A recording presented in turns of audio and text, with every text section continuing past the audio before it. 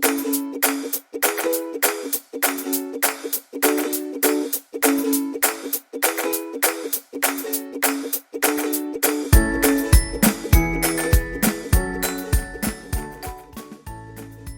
guys, so in this video you will see me giving feedback to one of my students on some exercises she did about the informal language that you are allowed to use in the IELTS General, because she's taking IELTS General. But not only that, these are great idiomatic expressions that you can also use in your speaking to sound more natural and get higher than band 6 in your speaking test. So I hope this is of great help for you and for your future practice. So here I am to give you some tips on the informal language. So we are able to use it in our future informal letters, and I prefer to do it in this way so we don't spend too much time on this during our lesson and we can dedicate it to improving other skills.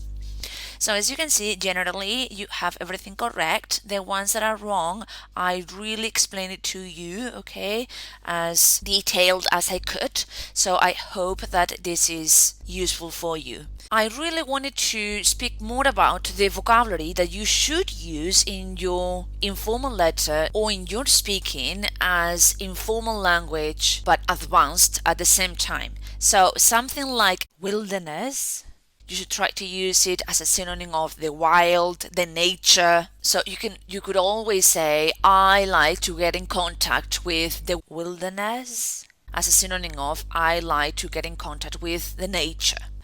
Remember that in the speaking and also in the informal writing, you have to use phrasal verbs. So try to use phrasal verbs like to get into something, and then wonderful adjectives.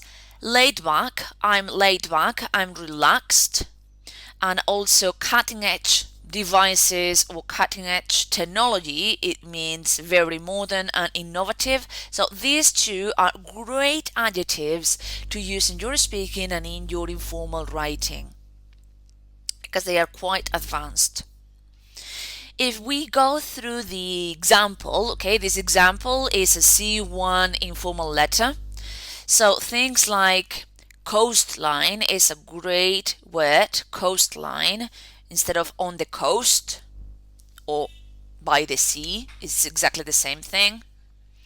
Getting into, so the phrasal verb, you're really getting into your photography. Come over as a synonym of visit, so come over, the phrasal verb, to visit.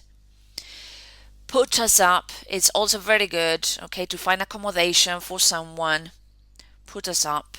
Loads as a synonym of a lot of or lots of. Going on, happening, okay? But again, using phrasal verbs, as you can see, she is using all the time a lot of phrasal verbs. Then it says cutting edge theater, so modern theater, very innovative. Cutting edge, it could also be used for technology, as I said before. You could use laid back atmosphere, so relaxing atmosphere, or I'm laid back, I'm relaxed.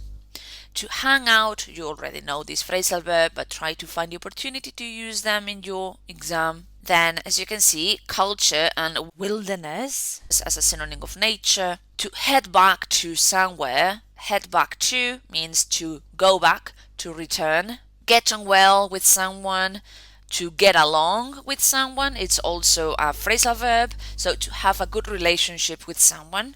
And then I really like this expression, have a think about it.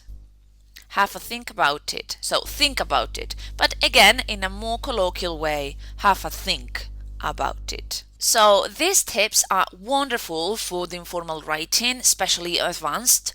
As you can see, you have to use a lot of phrasal verbs and good adjectives and advanced vocabulary, and I really think that these expressions will be useful for you.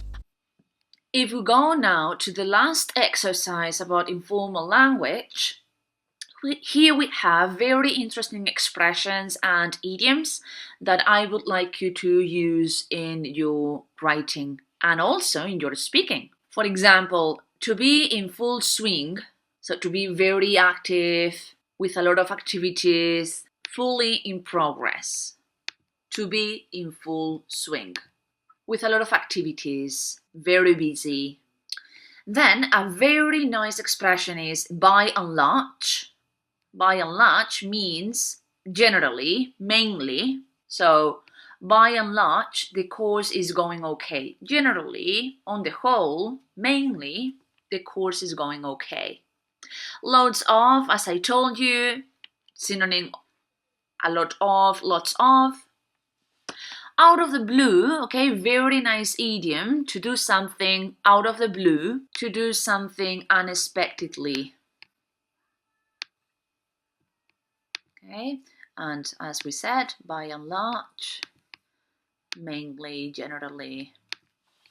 The expression wanted to pick your brains about something, so to pick your brains about is to give someone advice. You're asking for information about one topic.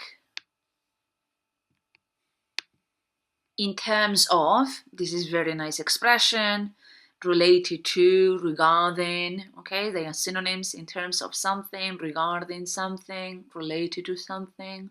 Also, I wanted to tell you good vocabulary words related to education, so scholarship or grant, very nice words to use here. So when you're asking the government some money in order for you to study, then this sentence is very nice. You should use it in your informal letters when they are telling you to ask some questions. So we can say, sorry to bombard you with so many questions.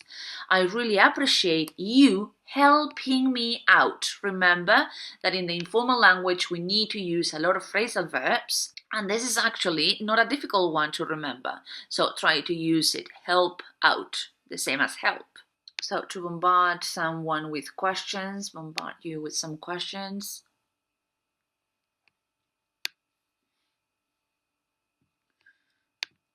If you use that fixed expression as it is, it's even better, okay? Sorry to bombard you with so many questions.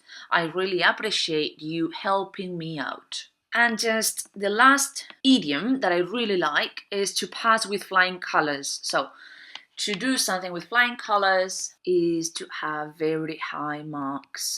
Then good expressions as to describe people, maybe in the personal questions in part 1, you could say, I consider myself a down-to-earth person. So very practical and reasonable, realistic.